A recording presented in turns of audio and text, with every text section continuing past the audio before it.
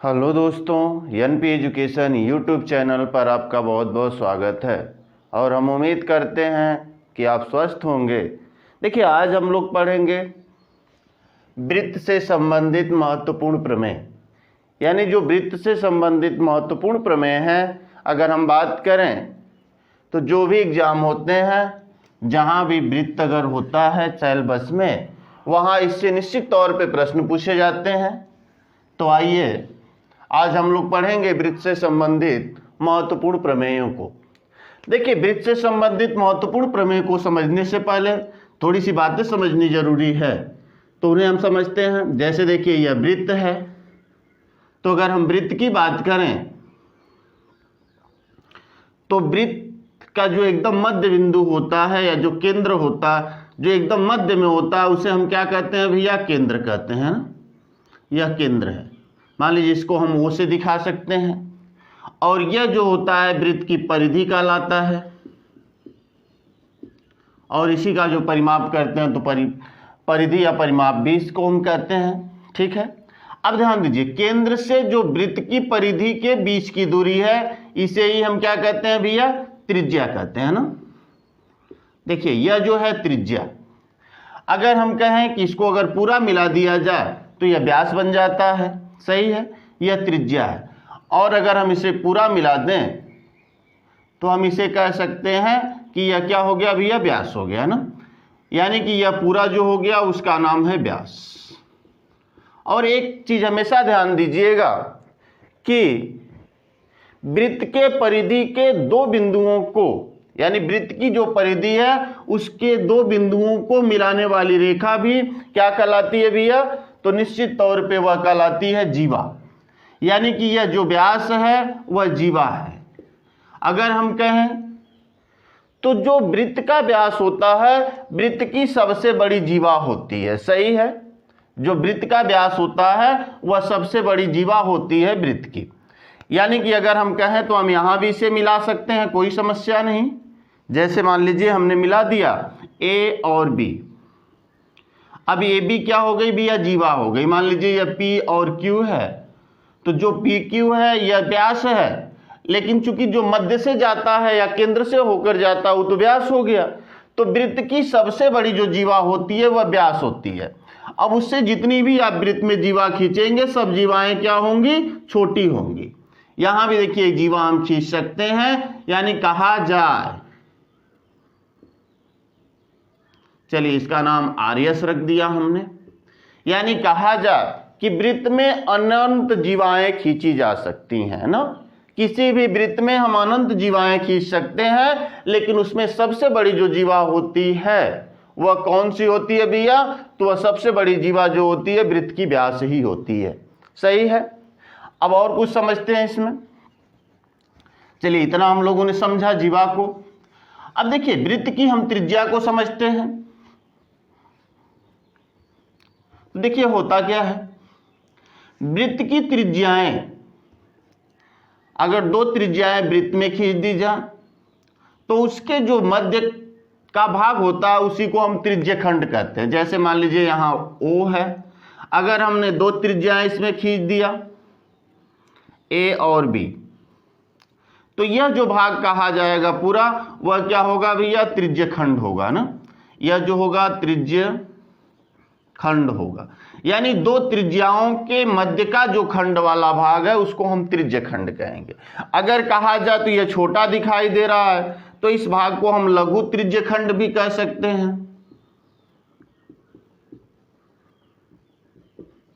और इस भाग को हम बृहद त्रिज्य खंड भी कह सकते हैं।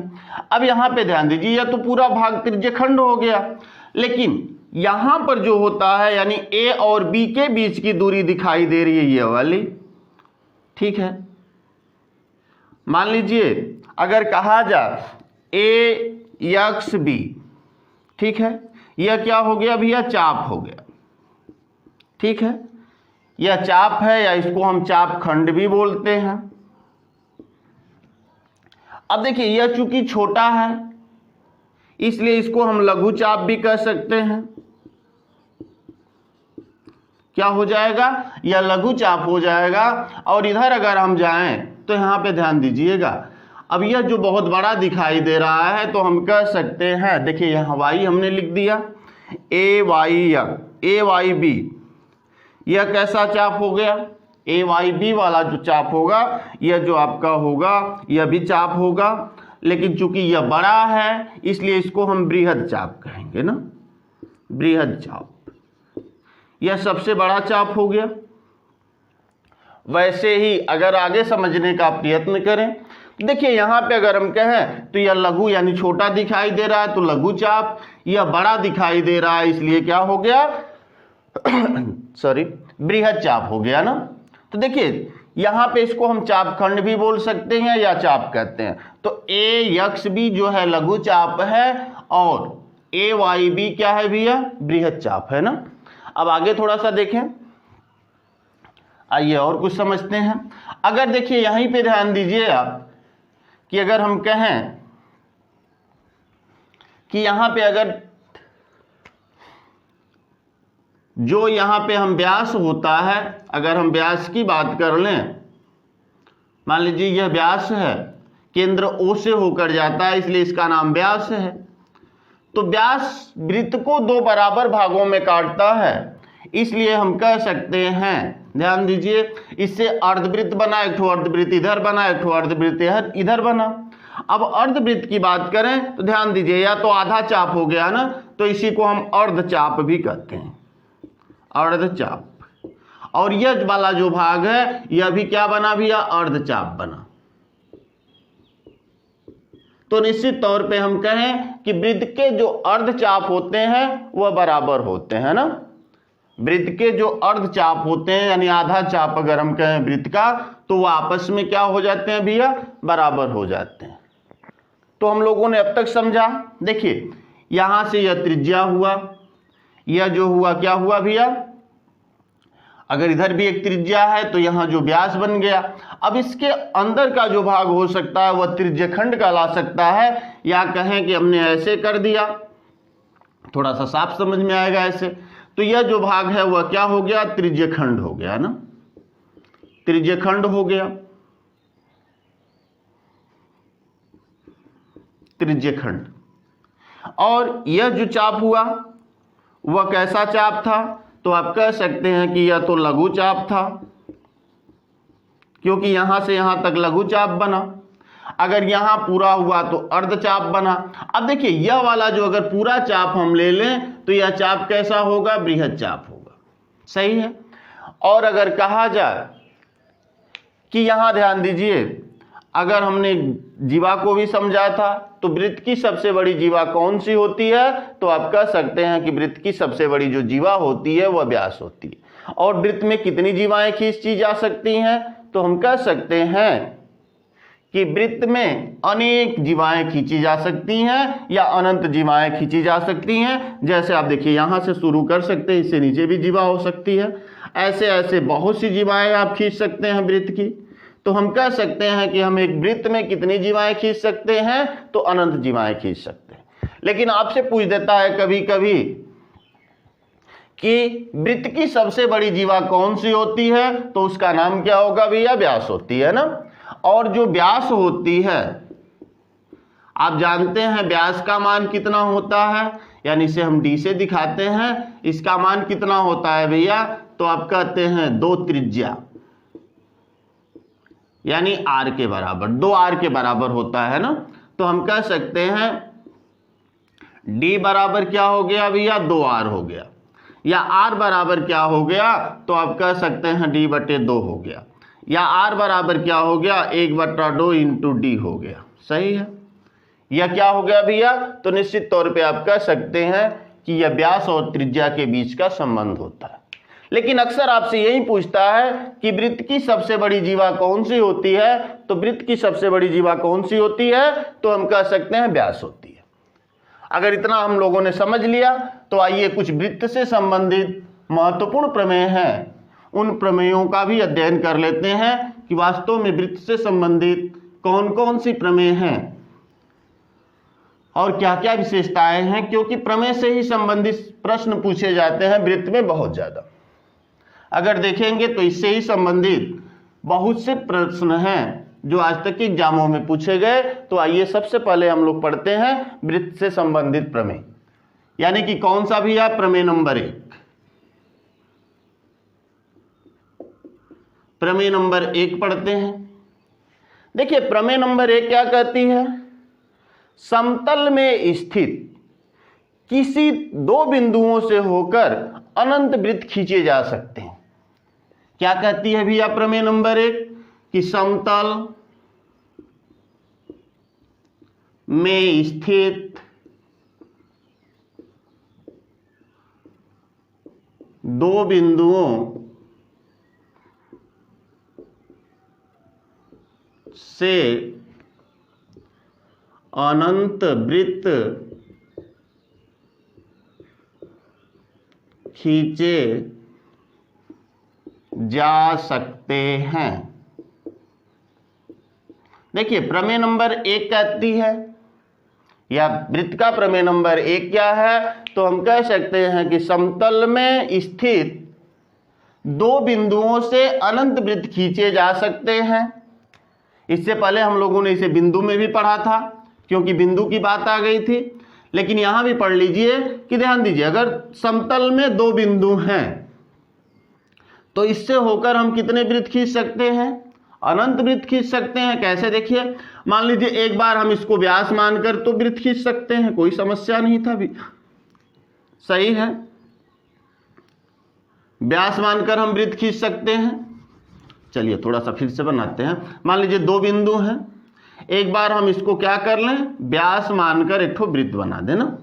फिर अगर इसी बिंदु को हम क्या कर सकते हैं भैया, जीवा भी तो मान सकते हैं। ध्यान दीजिए, अब ऐसे एक ठो बन सकता है, जीवा भी हो सकती है, व्यास भी सबसे बड़ी जीवा होती है। तो देखिए ऐसे, फिर अगर हम कहें तो इधर भी जीवा हम मान सकते हैं, यानी कि हम कहें तो हम अनंत वृत्तों की रचना कर सकते हैं ना। अगर हम बात करें तो हम इससे होकर अनंत वृत्तों की रचना कर सकते हैं। देखिए क्योंकि एक बार वह व्यास हो सकती है, फिर जीवा हो सकती है। अब जीवाएं अनंत होती हैं तो छोटी बड़ी जीवा तो कहीं भी हो सकती है। तो हम कह सकते हैं भैया कि प्रमेय नंबर 1 है कि समतल में स्थित दो बिंदुओं से होकर अनंत वृत्त खींचे जा सकते हैं। यानी कि समतल में अगर कोई बिंदु दो दिए गए हों, मान लीजिए यहाँ ए था यहाँ बी था, तो उससे होकर हम कितने वृत्तों की रचना कर सकते हैं, तो आप कह सकते हैं कि उससे होकर हम अनंत वृत्तों की रचना कर सकते हैं ना। तो हम कह सकते हैं कि समतल में स्थित दो बिंदुओं से अनंत वृत्त खींचे जा सकते हैं। इसे हम नोट कर सकते हैं। आइए प्रमेय नंबर 2 देखते हैं हम, सही है। अब प्रमेय नंबर 2 क्या कहता है भैया, पढ़िए। देखिए बिना प्रमेय को पढ़े अगर हम कहें प्रश्नों को हम लगा लेंगे तो आसान नहीं है, इसलिए हम प्रमेय को पढ़ लेते हैं। चलिए प्रमेय नंबर 2 क्या कहती है कि समतल में स्थित तीन बिंदु यदि संरेख न हो या असंरेख हो तो उससे होकर केवल और केवल एक वृत्तों की रचना की जा सकती है। यानी प्रमेय नंबर 2 क्या है, तो हम कह सकते हैं समतल में स्थित तीन बिंदु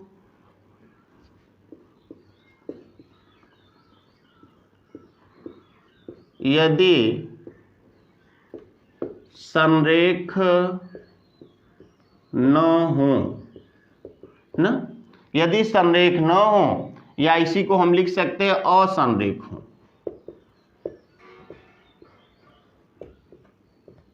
समझिएगा इस पॉइंट को, संरेख न हो यानी कि इसको हम लिख सकते हैं असंरेख हो, तो उससे होकर केवल एक वृत्त की रचना की जा सकती है।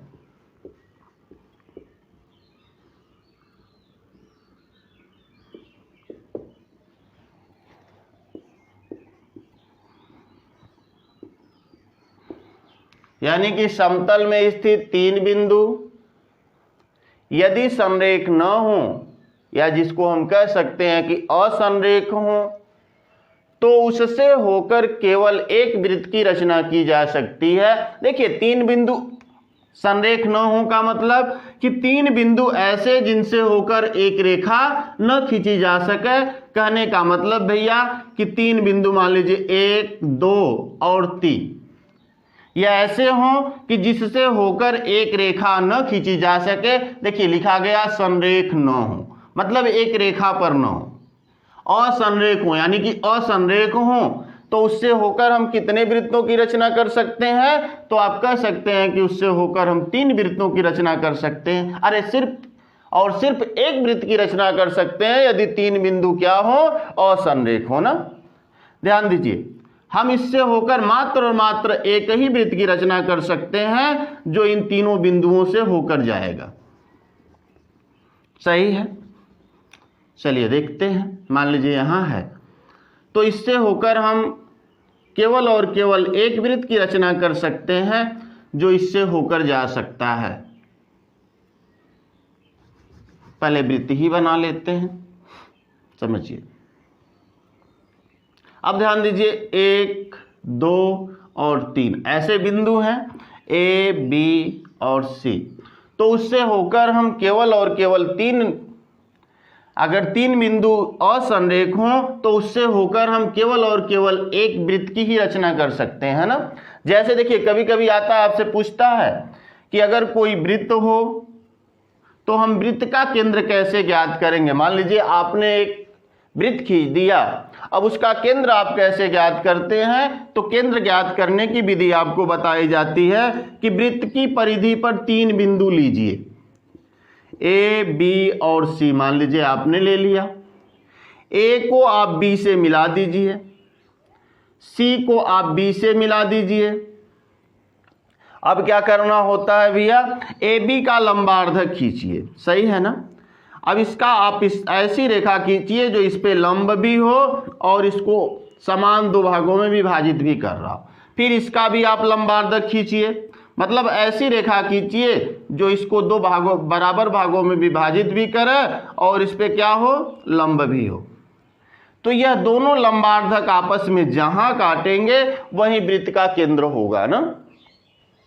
तो हम कह सकते हैं कि समतल में स्थित यदि 3 बिंदु संरेख न हो या असंरेख हो तो उससे होकर हम केवल और केवल कितने वृत्तों की रचना कर सकते हैं? तो केवल और केवल एक वृत्तों की रचना कर सकते हैं। जबकि इससे पहले वाली प्रमेय में हमने देखा था कि 2 समतल में स्थित किन्हीं 2 बिंदुओं से होकर हम अनंत वृत्तों की रचना कर सकते हैं। लेकिन समतल में स्थित यदि 3 बिंदु संरेख न हो या असंरेख हो तो उससे होकर हम कितने वृत्तों की रचना कर सकते हैं? एक वृत्तों की ना। अब समझिए आगे, अगर हम आगे की बात करें तो हम कह सकते हैं कि अगर क्वेश्चन ऐसे पूछ दे कि 3 बिंदु यदि संरेख हो, क्योंकि यह प्रश्न है, एग्जामिनर के दिमाग में आएगा कि सभी लोग तो यही पढ़ के गए कि 3 बिंदु संरेख न हो, तो तुरंत हम उत्तर देते हैं। लेकिन यहां पे ध्यान दीजिए, अगर कभी पूछ दे आपसे कि यदि 3 बिंदु संरेख हो, यानी कि यहां लिखा गया संरेख न हो, लेकिन हमने कहा अगर 3 बिंदु संरेख हो, एक रेखा पर हो, तो उससे होकर कितने वृत्तों की रचना कर सकते हैं? तो आपका यहां पे जवाब आ जाएगा एक भी वृत्त की नहीं ना। क्या कोई ऐसा वृत्त हम खींच सकते हैं जो तीनों से होकर जाए? क्योंकि यहां हमने कहा संरेख।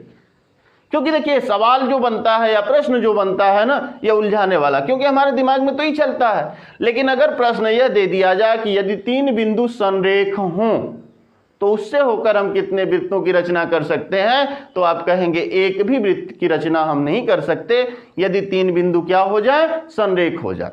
अगर 3 बिंदु भैया संरेख हो जाएंगे तो इससे होकर हम ऐसे कोई वृत्त की रचना नहीं कर सकते जो इन तीनों बिंदुओं से होकर जाए। एक बिंदु छूट ही जाएगा, तीनों इसके परिधि पे नहीं आएंगे, ये कंफर्म है। तो अगर 3 बिंदु असंरेख हो या संरेख न हो तो उससे होकर हम एक वृत्त की रचना कर सकते। यदि 3 बिंदु संरेख हो तो उससे होकर हम एक भी वृत्त की रचना नहीं कर सकते।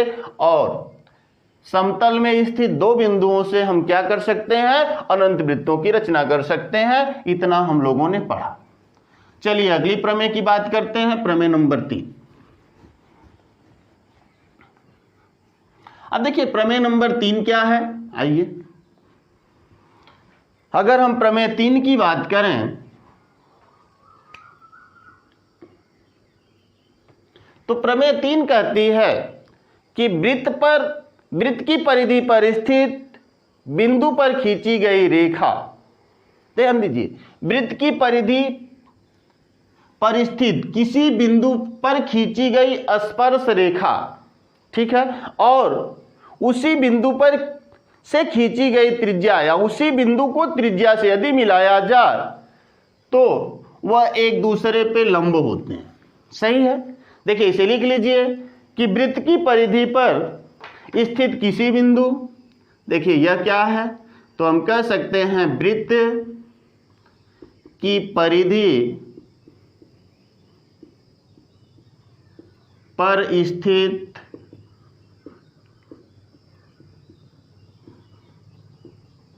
किसी बिंदु पर खींची गई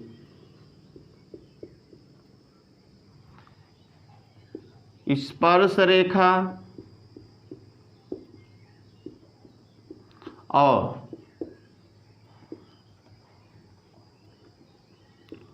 उसी बिंदु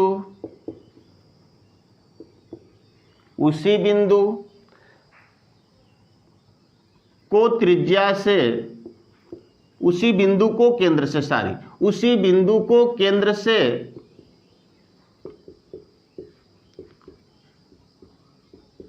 मिलाने वाली रेखा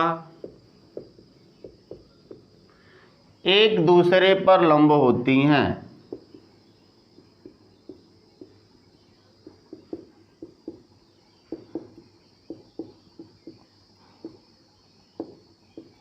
देखिए प्रमेय नंबर 3 क्या कही भैया कि अगर वृत्त है कोई, मान लीजिए यही वृत्त है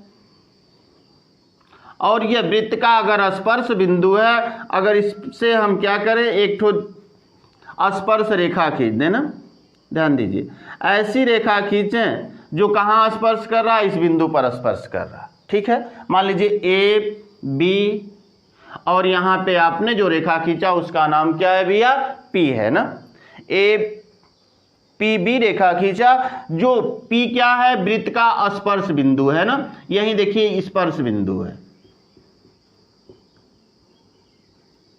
ठीक है, ये स्पर्श बिंदु हो गया। तो कह रहा है कि वृत्त की परिधि पर स्थित किसी बिंदु पर खींची गई स्पर्श रेखा, देखिए पी है, अगर कोई बिंदु है इस पर हमने स्पर्श रेखा खींच दिया, अब कह रहा है और उसी बिंदु को केंद्र से मिलाने वाली रेखा एक दूसरे पर लंब होती हैं। यानी कि अगर हम कहें, मान लीजिए केंद्र O यहाँ है, तो अगर हम इसको रेखा से कहाँ से मिला दें भैया, P से मिला दें ना, समझिए इस बात को। अगर हमने मान लीजिए इसको P से मिला दिया तो हम कह सकते हैं कि यहाँ ध्यान दीजिए, यह रेखाएं क्या होंगी, आपस में लंब होंगी। सही है।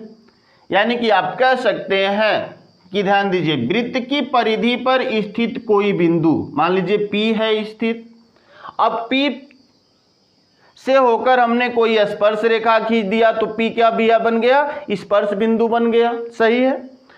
अब स्पर्श बिंदु यानी जो P है उससे हम केंद्र को जो रेखा मिला देंगे तो AB जो रेखा होगी वह लंब किस पर हो जाएगी, OP पर ना। यानी कि इस आधार पे हम कह सकते हैं कि जो OP है वह किस पर लंब है भैया, तो आप कह सकते हैं AB पर लंब है। सही है। यानी कि अगर वृत्त की परिधि पर कोई बिंदु लें, उससे कोई स्पर्श रेखा खींचें और उस बिंदु को, जो बिंदु दिया गया उस बिंदु को यदि आप केंद्र से मिला दें तो यह दोनों आपस में क्या होती हैं, लंब होती हैं। यानी कि जो OP होगा, सही है, वह AB पर लंब होगा ना। अब जब AB पर लंब होगा तो आप कन्फर्म रूप से कह सकते हैं कि कोण OPA OPA बराबर होगा कोण OPB के, OPB के, और सभी का मान कितना होगा भैया, तो 90 डिग्री होगा ना। देखिए अगर हम कहें कि OPA बराबर होगा OPB के, यह क्योंकि यह कोण 90-90 अंश के हो जाएंगे ना। ध्यान दीजिए काफी महत्वपूर्ण है कि अगर वृत्त की परिधि पर कोई बिंदु हो तो उससे अगर हम कोई स्पर्श रेखा खींचते हैं तो स्पर्श रेखा यानी उससे अगर हम केंद्र को मिला दें रेखा से, जो बिंदु यहाँ था उसको अगर केंद्र से मिला दें तो यह दोनों रेखाएं आपस में क्या होती हैं भैया, लंब होती हैं। यानी OP लंब हो जाएगा AB पर। जब OP AB पर लंब हो जाएगा तो कोण OPA बराबर कोण OPB बराबर 90 अंश हो जाएगा ना। चलिए कुछ और प्रमेयों को लेते हैं, कम से कम आज 5 प्रमेय पढ़ लेते हैं। अब चलिए अगली प्रमेय की बात करें। देखिए प्रमेय नंबर जो 4 क्या कह रही है भैया, अब समझिए प्रमेय नंबर 4 क्या है। तो हम कह सकते हैं कि वृत्त के केंद्र से जीवा पर डाला गया लंब जीवा को समद्विभाजित करता है। बहुत आसान है, लिख लीजिए इसे। वृत्त के केंद्र से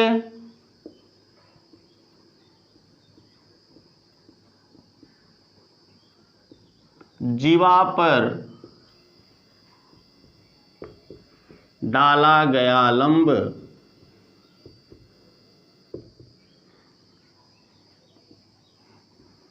जीवा को समद्विभाजित करता है। देखिए प्रमेय नंबर जो हमारी 4 है वह कहती है कि वृत्त के केंद्र से जीवा पर डाला गया लंब जीवा को समद्विभाजित करता है ना। समझिए यहां से कि अगर हम कहें कि यह कोई वृत्त है,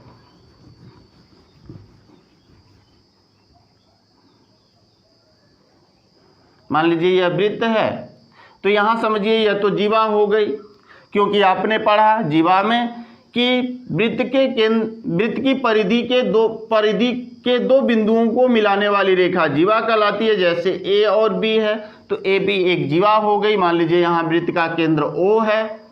अब देखिए अगर केंद्र O से अगर हम इस पर लंब कोई डालें तो कह रहा है भैया कि वृत्त की जीवा पर केंद्र से डाला गया लंब, ठीक है, केंद्र से डाला गया लंब जीवा को समद्विभाजित करता है। मान लीजिए इसका नाम P रख दें, सही है।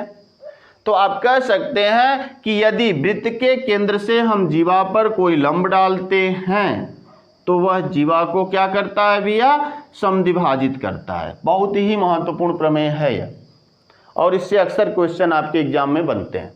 देखिए अगर हम कहें कि यदि जो OP है वह लंब है किस पर भैया, AB पर ना। यदि OP लंब है AB पर, देखिए यही OP लंब है AB पर, तो निश्चित तौर पे आप कह सकते हैं कि जो AP है वह बराबर होगा BP के या PB के ना। सही है, क्योंकि कह रहा है कि वृत्त के केंद्र से जीवा पर डाला गया लंब जीवा को समद्विभाजित करता है। तो ध्यान दीजिए वृत्त का केंद्र O है, O से हमने जीवा पर लंब OP डाला, तो निश्चित तौर पे जो यह OP है AB को समान 2 भागों में विभाजित करेगा, तो जो AP है वह PB के क्या हो जाएगी, बराबर हो जाएगी। और यह प्रमेय नंबर कौन सी है भैया, प्रमेय नंबर 5 है ना।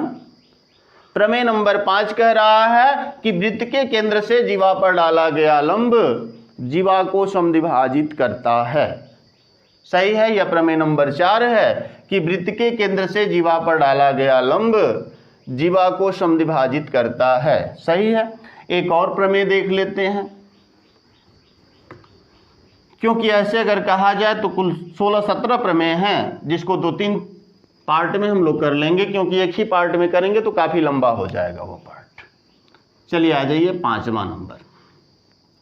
अगर हम 5वें नंबर की बात करें कि एक ही वृत्त में बराबर जीवाएं केंद्र से बराबर दूरी पर स्थित होती हैं। समझिएगा, अगर हम कहें, लिख लीजिए इसे, एक ही वृत्त में बराबर जीवाएं केंद्र से समान दूरी, या जिसको हम कह सकते हैं समान, या जिसको हम कह सकते हैं बराबर। ठीक है, समान या बराबर दूरी पर स्थित होती हैं। देखिए यह प्रमेय क्या पढ़ा गया कि एक ही वृत्त में बराबर जीवाएं केंद्र से समान या बराबर दूरी पर स्थित होती हैं। जैसे अगर हम कहें, मान लीजिए कोई एक वृत्त है, सही है, मान लीजिए यह वृत्त है और दो जीवाएं हमने खींच दिया। एक जीवा का नाम हमने मान लीजिए ए बी रख दिया, ए बी। अगली जो जीवा हमने खींचा जिसका नाम है बी सी। ठीक है, अगर कहा जाए, थोड़ा सा छोटा बड़ा लग रहा है, चलिए इसको सीधा कर लेते हैं और थोड़ा सा बड़ा कर देते हैं इसे। ठीक, अब लगभग में बराबर हैं।